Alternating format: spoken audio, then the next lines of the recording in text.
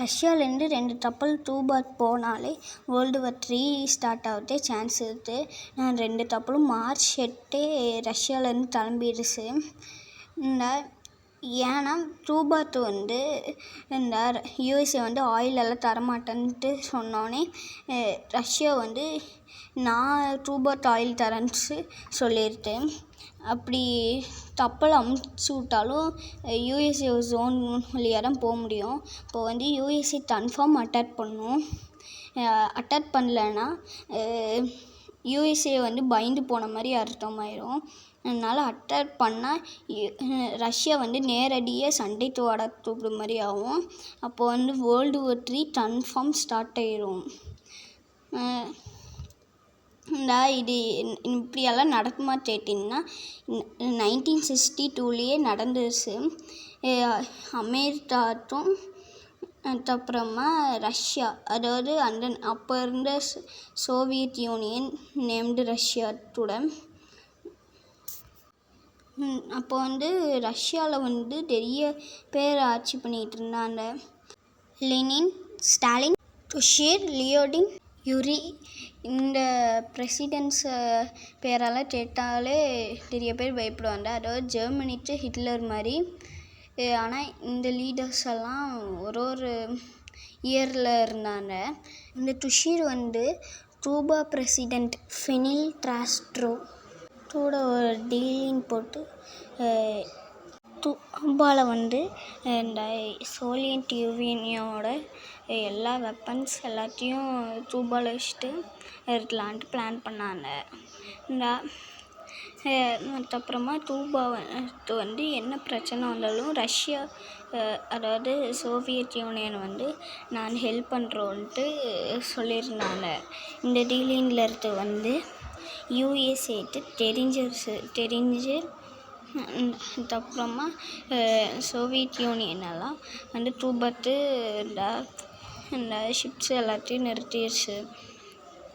ஏதாவது USA attack பண்ணிச்சுன்னா ஈஸியாக இங்கேருந்தே யூஎஸ்ஏவை அட்டாக் பண்ணலான்ட்டு பிளான் பண்ணி எல்லாத்தையும் ட்ரேட் பண்ணிட்டாங்க.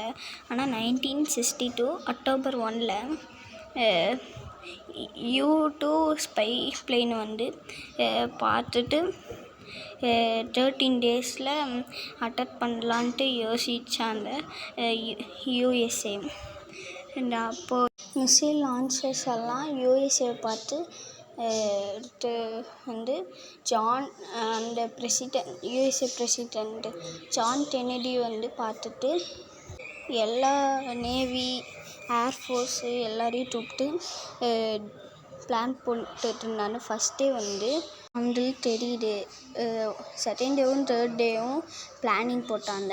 2-6 நம்ம தாக்கலாமா வேண்டாமாட்டு யோசித்தாங்க. அதுக்கப்புறமா தாக்கலான்ட்டு முடிவு பண்ணி அந்த யூஎஸ்ஏலேருந்து வார்ஷிப்ஸ் எல்லாம் கிளம்பி வருது.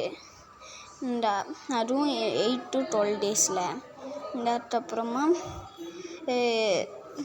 அடிக்கலாமா இப்போது வேண்டாமா பார்க்கும்போது சோவியத் யூனியன் பிரசிடெண்ட்டு நாங்களே போகிறோன்னு சொல்லி போயிட்டாங்க. சின்ன பேசியே முடிச்சிட்டாங்க இந்த இது. ஆனால் இப்போ இந்த 2026 அதே மறுபடியும் நடக்க போகுது.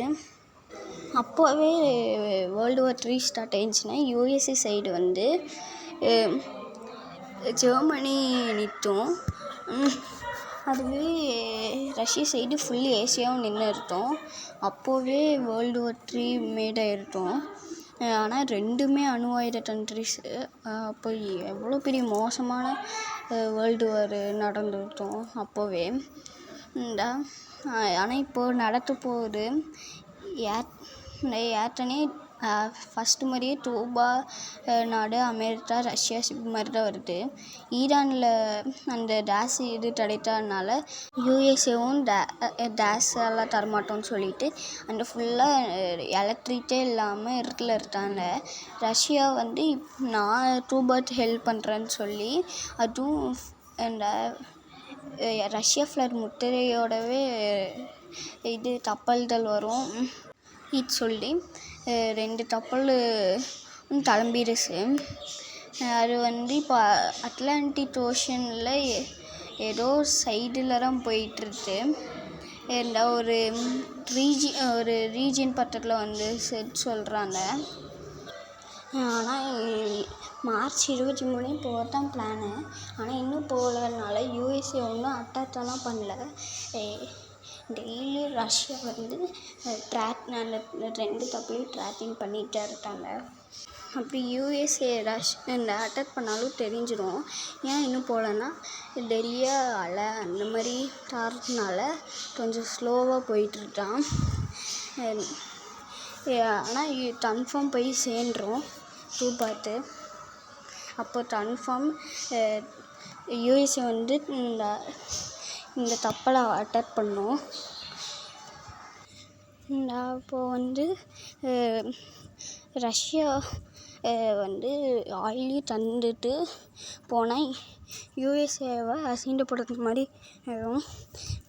அதனால் கன்ஃபார்ம் யூஎஸ்ஏ வந்து அட்டாக் பண்ணும். இல்லைன்னா பேச்சுவார்த்தையிலையும் வார் முடிஞ்சாலும் முடியும். அப்படியே யூஎஸ்ஏ அடிச்சிட்டாலும் ரஷ்யாவை முடிஞ்சால் சண்டை தொடர் மாதிரி இருக்கும். அதனால் ரஷ்யாவும் அவங்கள நேவி ஏர்ஃபோர்ஸ் எல்லாம் எடுத்து வந்துடும். யூஎஸ்ஏவும் அவங்க ஜெட்டை வச்சு தாத்த வந்துடுவாங்க. ரஷ்யாத்தோட நிற்று வந்து சைனாவும் நார்த் கொரியாவும் நிற்கும். யூஎஸ்ஏத்தோட ஃப்ரான்ஸும் இஸ்ரேலும் நிற்கும். அதுக்கப்புறம் இதுவே வேர்ல்டு வார் மாதிரி ஆயிடும். இந்த 2 அணுகுண்டு வச்சதுனால ரொம்ப பெரிய போராயிடும். இந்த போர் நம்மளுக்கு வேண்டான்னா அவங்க வந்து யூஎஸ் அட்டாக் பண்ணாமல் இல்லைன்னா பேச்சுவார்த்தையிலேயே முடியணும். 2லேயும் முடியலன்னா கன்ஃபார்ம் வேர்ல்டு வார் ஸ்டார்ட் ஆயிடும்.